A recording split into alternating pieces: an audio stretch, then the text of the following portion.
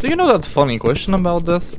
The one that goes, would you rather know when you will die or how you will die? If you think for more than 3 seconds, the answer is likely to be knowing when you die instead of how. Sadly, the doctors are paid to tell you what's wrong and not when will this thing break, which kinda leaves you with 2 options. Become a real-life Walter White. I am the Sigma. A guy loses his edging streak to Raven team leader and you think that I'm he. Or live until your thing breaks.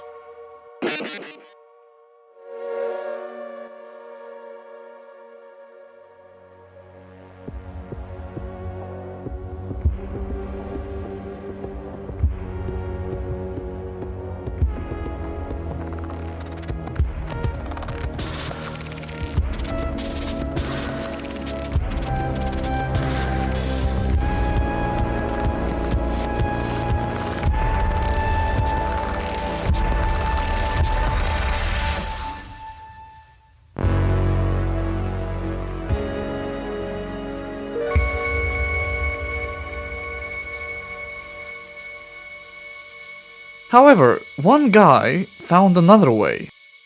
Let the pain create a masterpiece.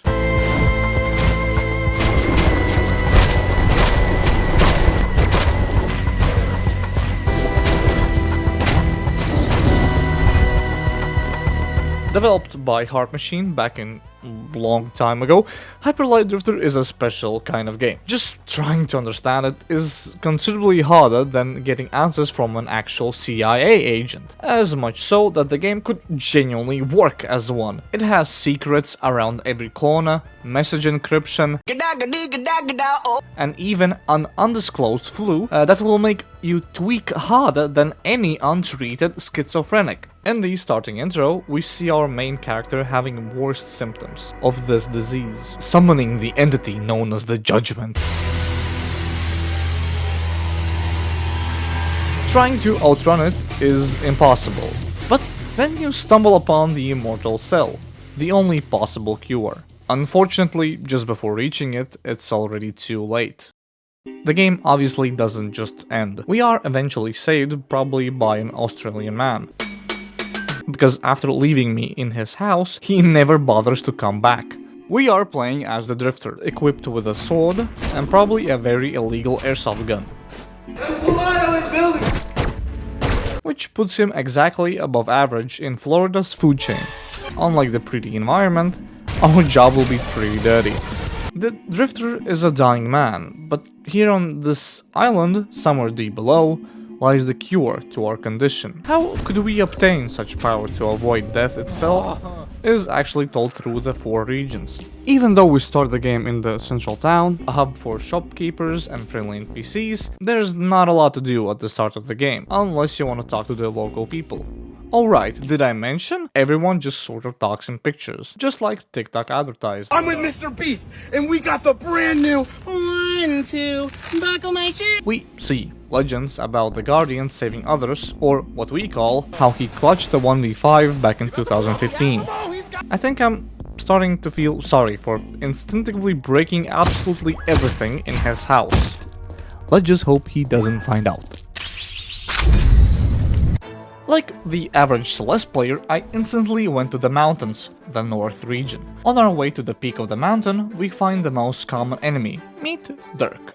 Dirk is just a silly boy who just likes to play around. Hey, what's up, my guy? Ah! His attacks consist of these leaps with a little charge up. They mostly travel with the boys. The boys don't really like us, especially when we show them our little lightsaber. Fighting enemies consists of slashing them until your ammo is charged up, dashing away and unloading everything you have in your chamber.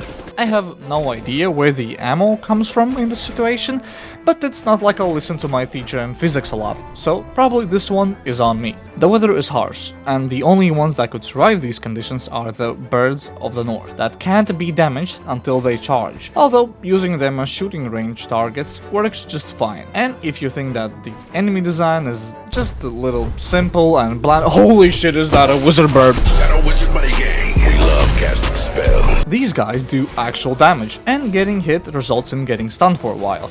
And do I need to explain why this is bad? There is also the fat bird, which is probably the owl from Hogwarts that had enough of its minimum wage job as a male bird. It's 2024, even Hogwarts has email now, for God's sake. My man lost his job and now just trying to make the ends meet.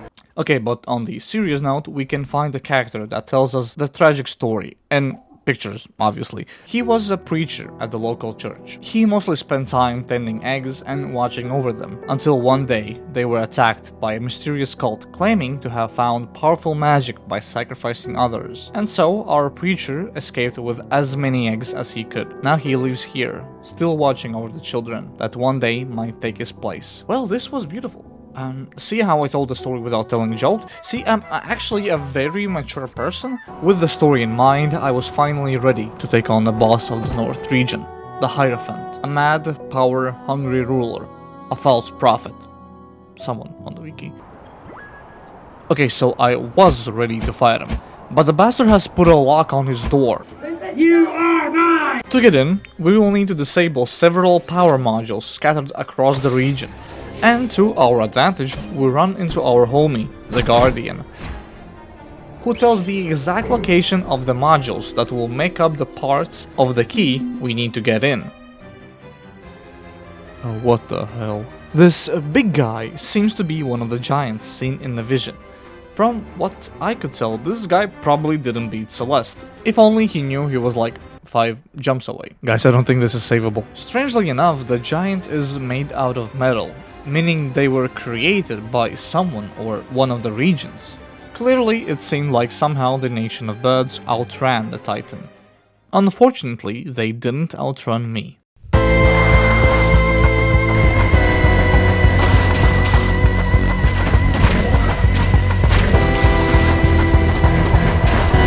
Finally, we get to Hierophant, the French. His attacks mostly target your position in the arena. He launches homing platforms or sends partial nukes across the stage. Legalize nuclear bombs. Swag Messiah. At the same time, some birds might accompany him, making you focus on 2 entire problems at the same time. Upon killing the Hierophant, he falls and reveals 2 children in a trenchcoat situation. Someone who truly didn't deserve this kind of power. I guess he was just an angry bird in the end. Maybe from shock or just in the nature of this region, every bird watching the fight leaves the arena instead of trying to avenge their leader. After the fight, you find a dead body with a new gun, the railgun. The gun shoots laser beams that can hit multiple enemies in a straight line. I mostly use it as a sniper because I don't need to wait for the projectile to travel and can instantly headshot someone across the stage.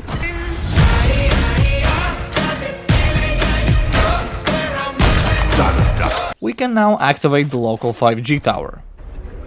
Now, where did I come from? Thankfully, this game offers fast travel option, so I don't get the same illness from the layout of the map.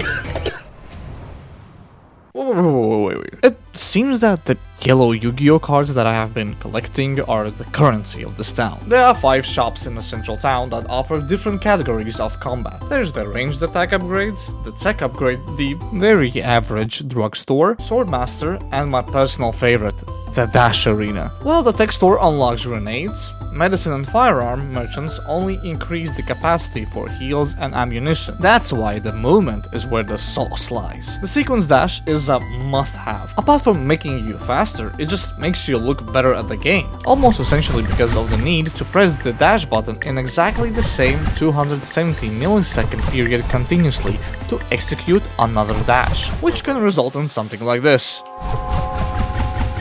Just be aware that the drift man will slide as the way to break, or more commonly, just hit the fucking wall or something. Never mind. Never mind. There's an achievement where you need to reach 100 successful dashes, and after a few tries, I've got used to the mechanic.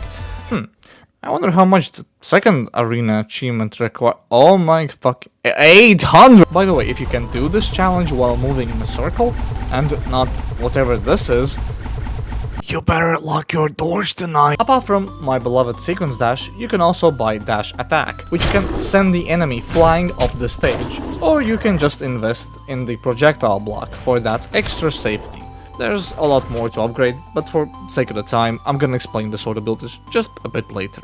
So now we can focus on the...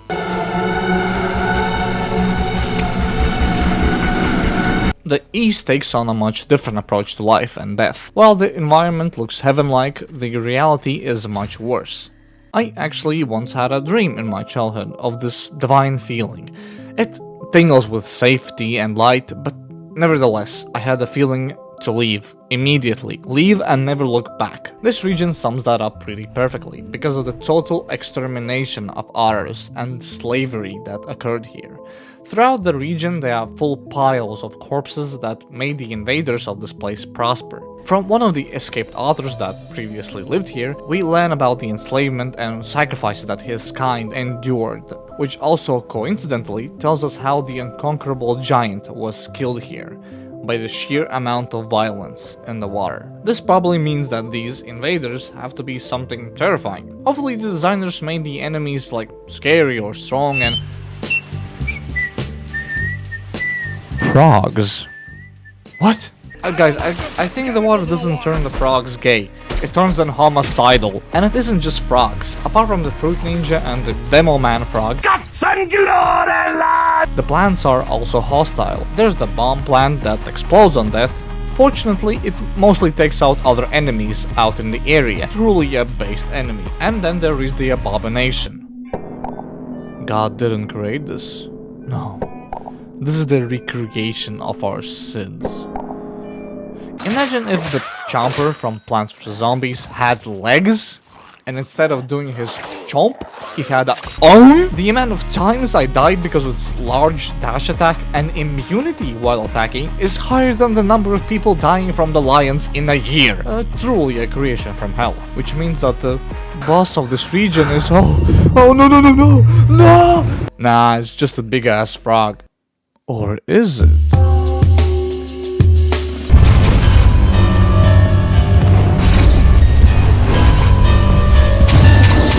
I actually really like the design of this boss. Upon entering the room, the Emperor, in the most horrifying way, eats an otter while also wearing their skin as his blink, like some kind of a wrapper.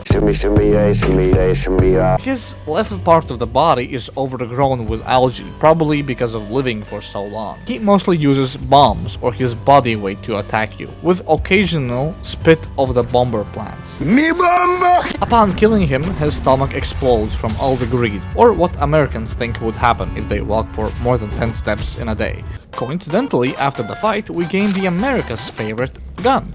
The shotgun. And I have a shotgun. Haha, let me prove it. A close range and high damage weapon that is very useful against the dummy thick enemies. Probably my favorite for being so useful against bosses and perfect for blinking. Blinking, or more simply animation cancel, is an attack where you shoot your pistol and immediately slash your sword, therefore cancelling the animation and dealing extra damage. In the case of the pistol, it's quite easy. You get one ammo instantly, replenished right after slashing.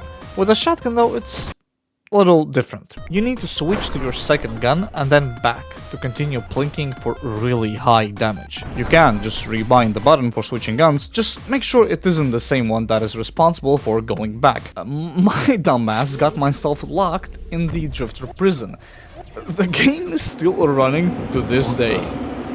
An important feature to point out, in the story told by the author, the frogs in the past look brownish, while the modern frogs have bright colors. In the wild, those bright color frogs are associated with their toxicity and levels of alkaloids obtained through their environment. That's why some frogs are still friendly in the central town, and why I am getting to experience the average morning in London. We are halfway there to find answers to our questions, and yet our condition gets worse and worse.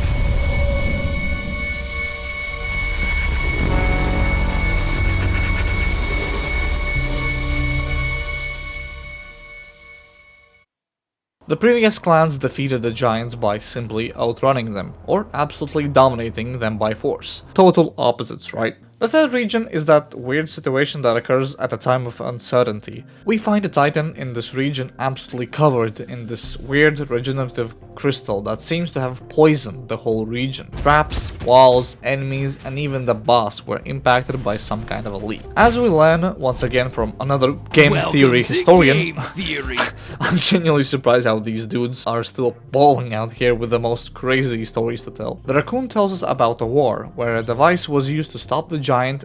It kind of worked, yet it seems that the gun somehow backfired, trapping the forest and everyone else in an infinite time capsule. This guy magically got out, but most of the region is still stuck, and so can you if you want, for a limited price of $1.99. The region therefore was filled with mercenaries trying to make a quick profit or find shelter. One of the groups tried to steal the giant's teeth, but failed miserably. That's why, to express their torture, they created the Horde mode. They should have called it Experience the 9 Levels of Hell, dumbass. How the fuck am I getting out of this one, guys? Why you're already too deep? This fucking RNG! If you attempt to play it, I strongly recommend you getting the sword abilities fast, especially the sword deflect that can save you from a lot of bullet hell situations. The charge attack can defend you from a lot of angles and do high damage with a disadvantage of a long windup. It's more of a show-off ability in my opinion. There's also the sequence slash ability, which has very similar type of pattern like a dash attack, but its goal is to execute multiple low health enemies, rather than banishing them into the void dimension. That's why it is very important to keep in mind when executing the dash. Nah, fuck it, do both of them at the same time, like a Chad. Who needs decision making when you are equipped with skill and a full-ass shotgun, right? Well, maybe it's not that simple. Wow. Every arena features the enemies from that certain region, but the combinations are completely random. Things can go pretty heated, especially with the gunman. Ma'am, that is an 11-pound whole slab of deli ham. It has no bones, fat, or connective tissue. It is an amalgamation of the meat of several pigs. God had no hand in the creation of this abhorrence. In Darwin terms, the Dirk Gunman is the ultimate form of Dirk. You remember that little dude from the beginning? Yeah, this is him now.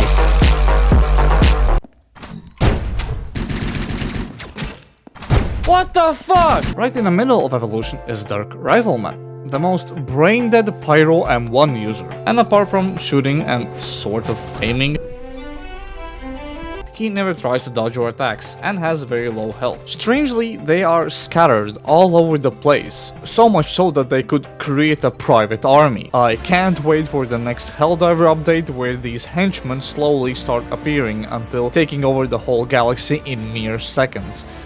What was I even talking about?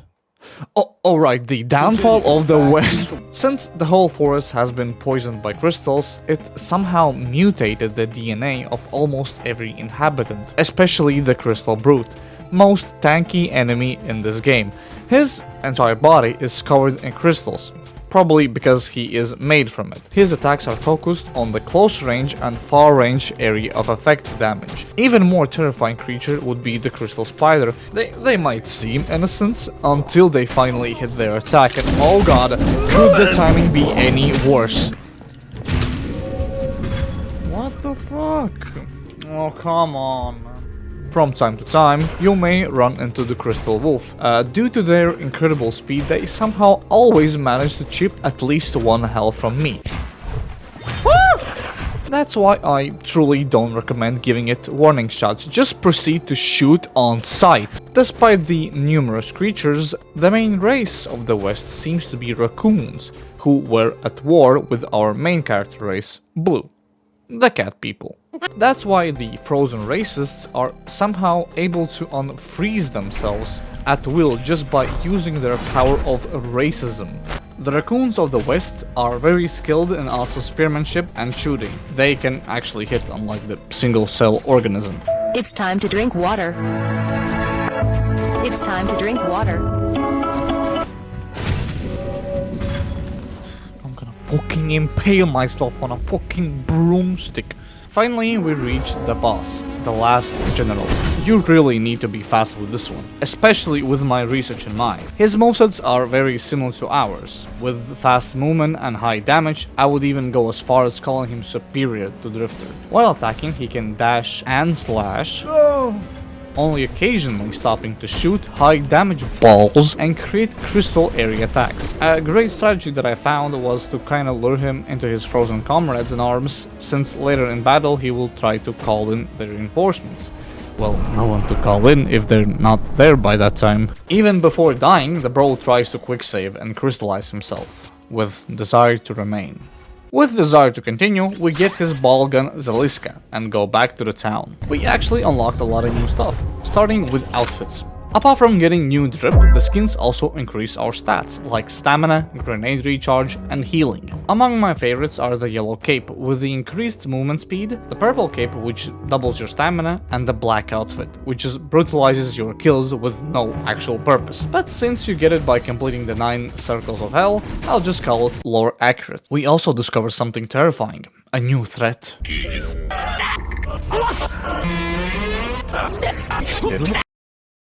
The football kid. Okay, I might sound insane, which also is lore accurate, but hear me out. This kid is cracked, my guy. Unbelievable speed, strong physique that can knock any grown man to his feet, and incredible skill. No move!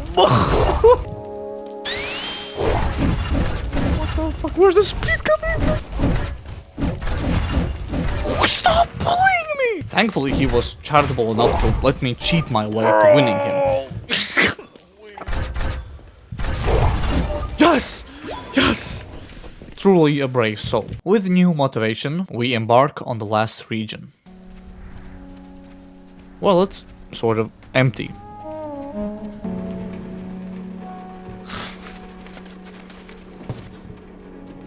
Oh hi dude, where's everyone? Oh god! There's something that I have been neglecting this whole video, and well, who the hell is...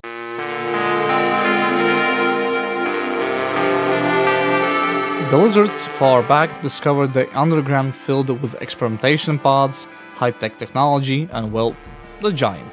Which is actually strange, since none of the race seem to be proficient with technology. The birds use magic, the frogs use explosives, otters didn't do shit, and raccoons who were at war with Blue can only use the guns. Then there is our subject Dirk, who, as we find out, were lab-grown with single purpose to kill. As we previously went over the different stages of Dirk, now there is a chance that the Leaper or Sludge Life collab are also renditions of Dirk. The slime being the first stage and the Leaper an unsuccessful version of Dirk Gunman. Additionally, it appears that the RPG guy may also be a Dirk, since its stupidity cannot be understood otherwise. Other than the Dirk clan, there are robots and turrets spraying as many bullets as it is legally allowed. The ChatGPT 7 also has this melee attack, which isn't particularly a problem in itself, but when you combine the fact that he can in fact hit you while you are stun locked, is triggering me beyond human comprehension. Bro, you know what? No, you know what? No. I'm not gonna get mad. It doesn't bother me. Positive energy. It doesn't bother me. It doesn't bother me. It bothers me. I also noticed that as you extinguish certain modules, the power in that room turns off, meaning they could be just powerful Duracell batteries. In the same vein, there is this pink liquid. The only way I can explain this thing is by comparing it to the real-life oil, as igniting the barrels makes for quite the boom boom. I believe those generations that used the technology are far gone, and we never learn their stories since no one survived this long. The blue, cat people, whatever, are also genetically grown, with a similar purpose to be weapons, but possibly were too powerful and advanced for control. A war broke out, and now blue is considered a disgrace. That's why our main character wears a lot of face concealment, and this drunk guy got beaten up just for existing. God, do I love racism in video games? At this moment, we run into our single friend in this whole world, who looks in pain. He tells us how the same illness as we have took his loved ones. While also being infected with the sickness, he was left to find answers. That's when he ran into the Jackal and started envisioning the entity known as the Judgment, haunting him. Clearly, we don't have much time to waste. It's time we get some answers. In South's underground tunnels, we will need to defeat the 4 horsemen of technology. First, Samsung phone, my printer when I inserted the wrong ink, the washing machine on dry mode, and the least evil looking router. Looking closely at the battles, they seem to resemble characteristics of each nation. The Reaper has frog-like jumping movement and the hat. The Sorcerer has sort of magic abilities like the birds, and the Archer has the skill of raccoons. Which leads us to the weirdest mini-boss, the Summoner.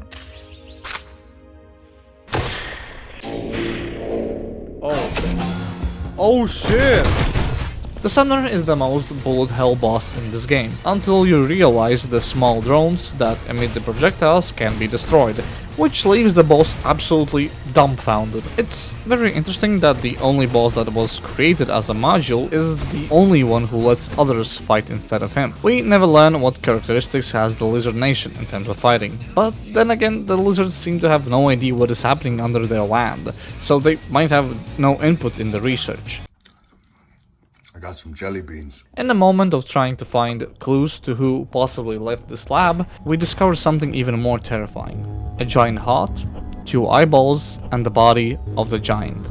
We can speculate that the previous rulers tried to tame the giant to their power, but with the clues of trying to create living weapons, it's not wrong to assume that the secret nation could have created the giants as titans. Possibly like in the real world we invented the planes using the design of the nature, the secret nation tried to recreate a creature based on the bones found in the west, the only organic giant. As we finally defeat the last mini-boss and activate the beam, we start to receive some strange signal from the center of Central City.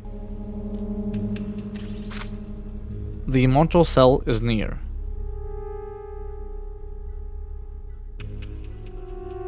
As we ride the altar down, we see statues of every nation pouring with pink liquid of energy, and the judgment flashing before our eyes as we reach the door to the cure.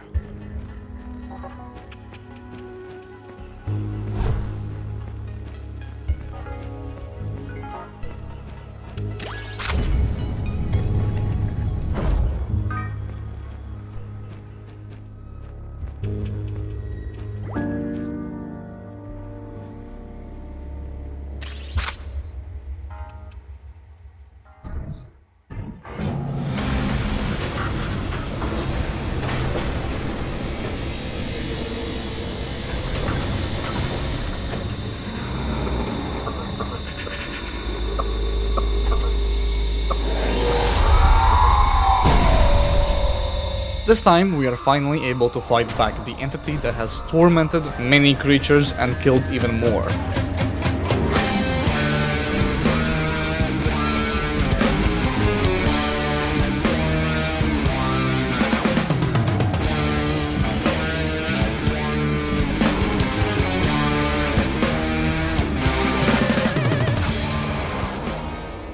After a very cinematic fight, we defeat the Judgment, and it lies still. We move in for a kill, only to stab the immortal cell itself. It pours with pink liquid, and the whole structure of the underground starts to collapse. As our health dramatically worsens, we are unable to use any abilities, with only the Jackal left to follow. He leads us to a campfire, and that's where we stay.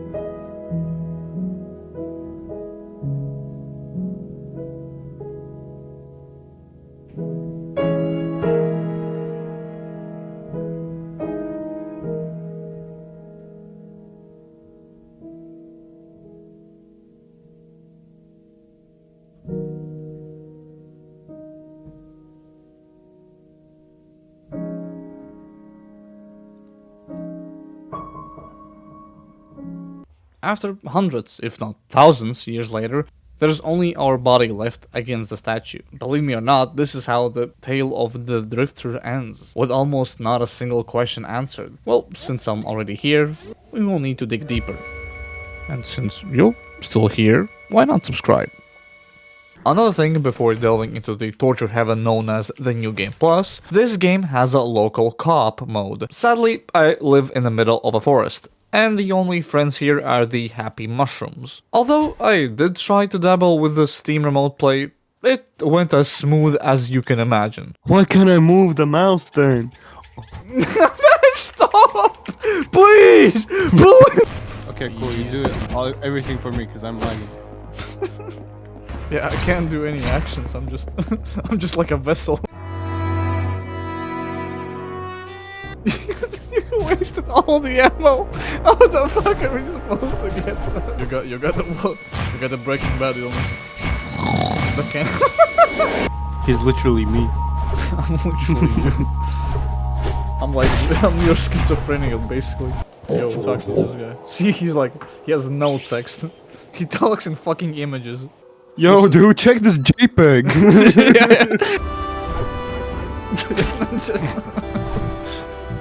What happens if I die? I'm dead. Straight up. Like an old man. Me? How? No, why? There's a path here. Brother suicidal.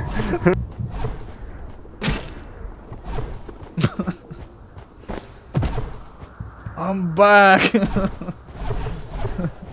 My schizophrenia is back. Let's go. Money. No. I know spot. No. Oh.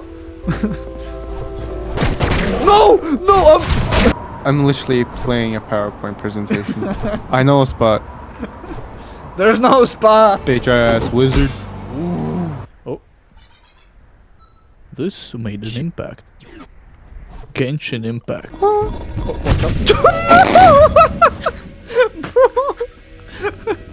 Bro did not look before crossing the road. Holy shit. No!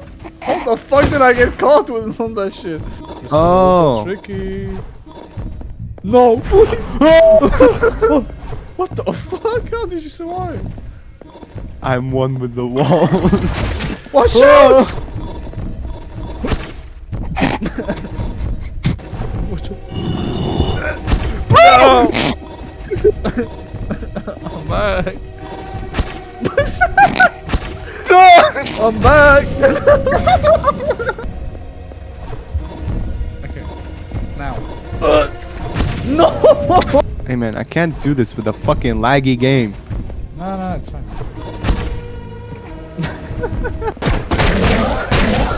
Where am I? I don't see myself! Help! I'm out of medkits! You said something? BAM! So epic. How do I buy this? No. we need to buy the sequence actually. Yeah, this one. I don't know if it's like useful for you. Because if you're lagging, like you probably cannot hit. I'll just spam space.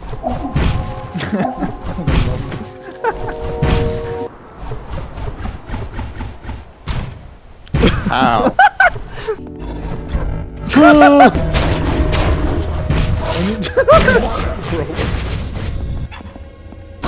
Oh! Bro, he's behind the wall. What pose am I standing in? You're standing on business. You will need to be fast, man. Fuck you mean? You'll see. Okay, dash. Go. Dash. Keep dashing. Keep dashing, man. Keep dashing. Keep dashing. Okay, good job.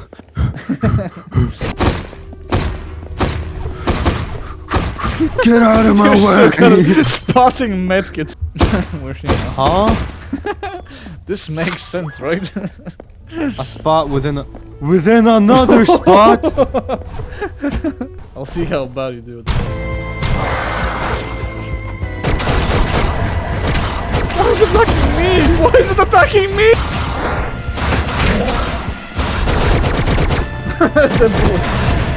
No! Man. Half of the time I can't even see my fucking mouse, man. 你是我阳光，我唯一阳光，你让我快乐。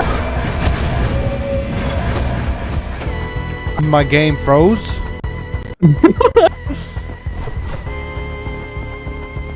My game fucking froze. Even that way. It crashed. It crashed. After finishing the game for the first time, we unlock Boss Rush game mode and 2 new difficulty settings. The alternate drifter gives you a chance to play as Dogman. Instead of using a sword like a boring main character, he has a gravity ball that has the most broken range for a melee attack, and with slight differences in storytelling. You know, small things like not being sick, and killing the judgment does not result in you stabbing the immortal cell. While playing as Mr. Cheeseburger, you can find him at the Swordmaster's house. Here, kitty. You can has cheeseburger. The new game plus offers you to start the game over with a cool escape, every ability unlocked, and a whole 2 health, making the game instantly harder. Fuck you looking at? This time we have a different side mission to find every monolith. The only written piece of lore in this game, and to my regret, it means we will need to read in 2024. Although it looks like reading is actually an overestimation, since language. Finding the monoliths itself is already a challenge, because the game likes to keep its secrets. Hidden switches, buttons, and literally invisible platforms. This is a core mechanic if you want to find the money, keys, outfits, or monoliths. Same as me, a lot of people just end up making love to every wall possible, when in reality you just need to find this little helpful square. Not that it's always the case, so from time to time give the wall a little smooch. Thankfully, the community deciphered everything into an alphabet, so let's theorize and look back at the intro cinematic. The 4 nations created an alliance to use the immortal cell as energy. Thus, they extracted the pink liquid from it, and oh, how good it was. A war broke out that killed a lot of creatures and left the land in shambles. We can see the aftermath with the central town, broken houses, huge robots, and guns. But in that time period, an even worse weapon was created. The Titans, powered by the energy from the immortal cell. The Titans eventually perished, although the conflict was left unresolved. The monoliths give valuable information about every nation of what happened. Some lines confirm what we already know, but some help us understand a little more. The East Zone seems to have been poisoned into the madness, possibly hinting us towards the homicidal waters that the red frogs usually come from. Maybe the pink liquid got mixed in the water, corrupting the plants, frogs, and even eventually killing the Titan from the sheer volume of water. The monoliths in the north explain how the knowledge of magic could have been used for faith, but instead turned into violence, and playing with immortality and immortality. And it seems the knowledge of power corrupted birds to actual war crimes. A library for research stretching for multiple floors, multiple sacrificial grounds filled with blood and corpses are the source of their magical powers, as even the boss has a child evaporated just to enhance his skills. The West had sharp skill in fighting, but were caught by desperation to remain. And then there is this midnight looming line. I have genuinely no idea what it means, but I'm happy to know how's midnight doing. The South Zone had high curiosity, and in desperation for progress, they tried to artificially create life, in process devouring body and possibly becoming the race of robots that we see around the game. They were the first victims in the invasion. Of Titans, I guess? Tell me what do you think in the comments, because this should imply something important, but I just can't put the string together. After unlocking every monolith and heading into the library, we received the last message. Harnessing a great wellspring, a perfect immortal cell was crafted to be imbued within all sentient life. A noble goal. Though such a power terrified others and brought ruin as its purpose was transmogrified, the abhorrent cell still festers deep in the chambers of this world. The immortality is scary, especially in wrong hands, and this fear probably created the war that brought ruin to the world of light. The 4 tablets in the intro seem to symbolize the huge beams that are found in each region, a way to prohibit anyone from having a total monopoly of this strong energy. The immortal cell knows that, because I think the immortal cell is alive. The high volume of usage and deaths corrupted the cell and backfired on those who tried to use it for power by inflicting this illness, destroying the secret nation that once was so desperate for power and progress. The Jackal wanted you to end the immortal cell since the power was corrupted. The only ways for the immortal cell to communicate are through the Judgment and the Jackal. Both of them don't physically exist, they appear as illusions, meaning the sickness is able to control the mind. And before you say it was all in the head game, why is the immortal cell playing good cop and bad cop? The Jackal is leading you to the Guardian multiple times, meaning the cell understands how useful he is for the cause. The Judgment resembles the Fear. His face is literally the shape of the immortal cell with horns pointed to most aggressive races. The Drifter might be scared of violence in the east and the war in the west, while others affected by the illness saw different types of judgment. The Diamond remained embedded. The Judge ultimately is Fear.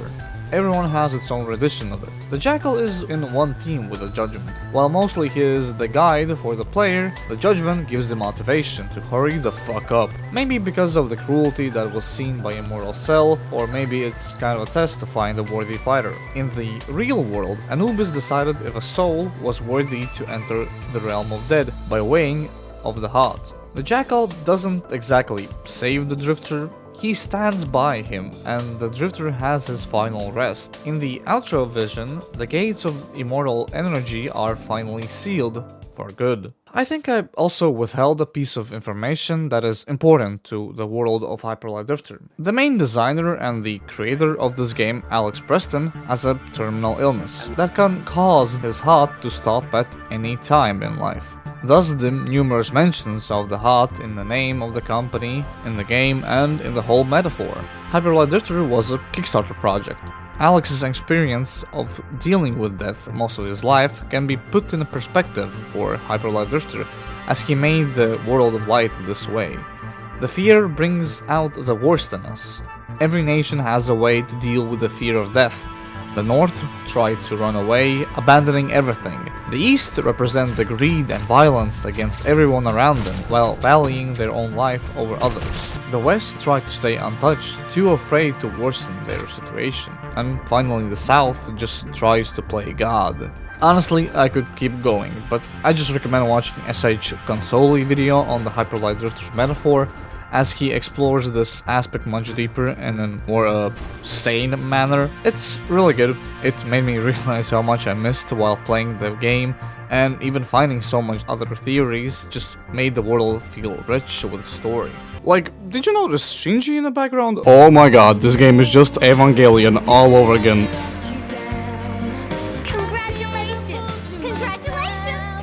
The problem with trying to avoid death is you kind of miss out on a living.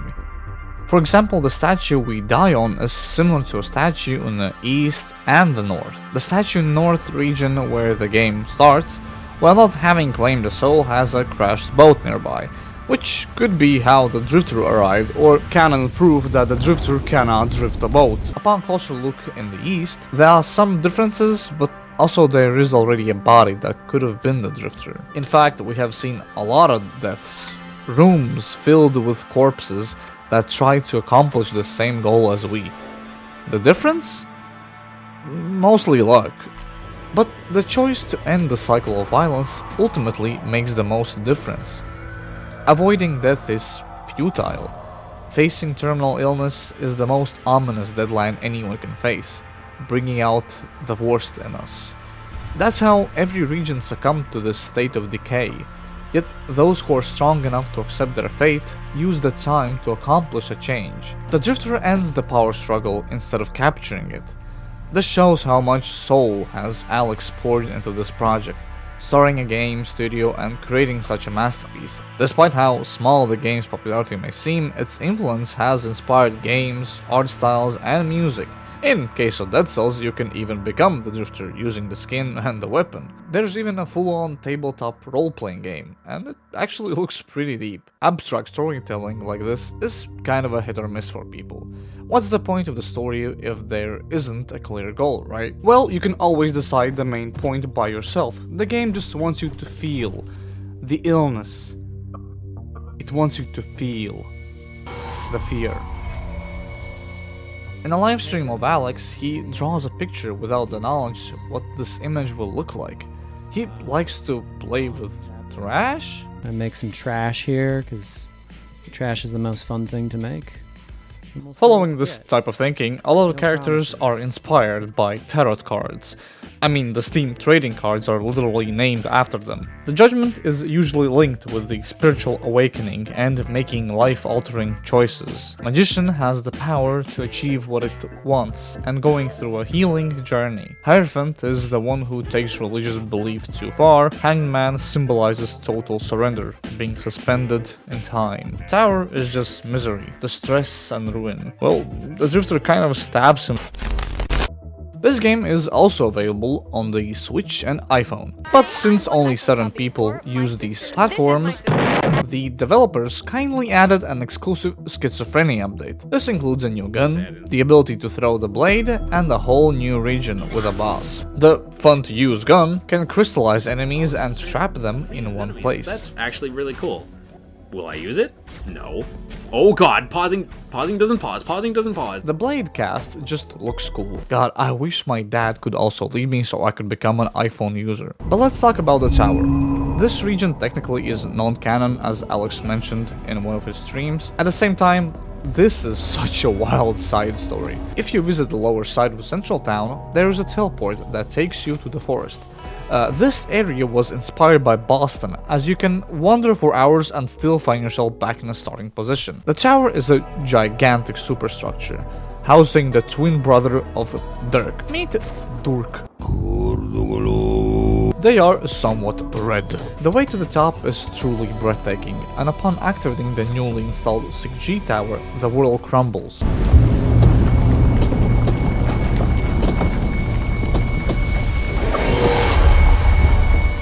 In this 2D space between time, we can only go forward until we see a figure.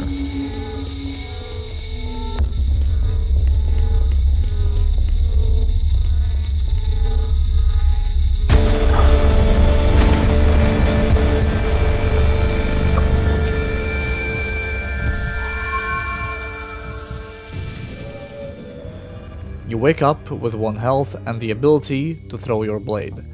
But before relaxing, we get ambushed by a pretty blatant reskin of the Archer that has cloning abilities. In all honesty, this might not be much of an update, but damn, the game is just so beautiful. Going through the art booklet and early stages of the game, we can see how much ideas evolved with time, which in the end made the Hyperlight Drifter what it is. Almost every frame can be used as a wallpaper, and when it's wrapped in such good music, we get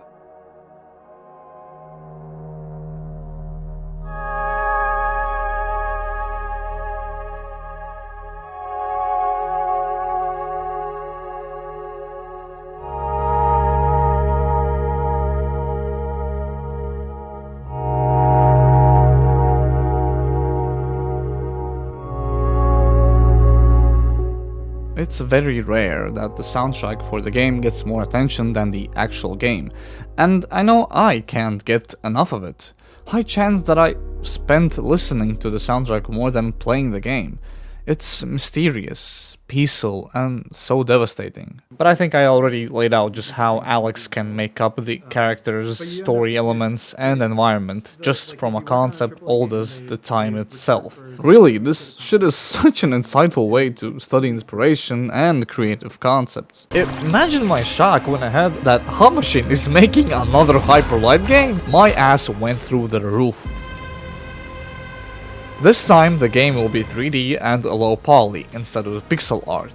Also, instead of the linear storytelling, the focus will be on the roguelike boss fights, and the best part yet, an actual co-op mode. A lot of people pointed out that without the disappearance, making the soundtrack, and pixel art, the game won't have the same charm. But I think a lot of them are misled by the hyper light in the name. This isn't a sequel or a prequel, just a game set in the world of Hyper Light Drifter. As you can see in this map, the world of light is just a part for the bigger picture. For what it's worth, I know that Hard Machine are great at making beautiful and satisfying games. Co-op and hopefully a harder difficulty will be enough for me to play it. And thank you for lending me your brain cells today. Don't forget to subscribe. Ooh, shiny button. Imagine what would happen if you actually pressed it. Ooh. I do have another video if you are into peak indie games with lobotomized editing and schizophrenic writing. Like the video if these essays are worth the time making. This game was on my mind ever since watching SH Console back in a long time ago. I hope you also fell in love with Hyper Light Drifter, and I'll see you in my next trauma-inducing adventure.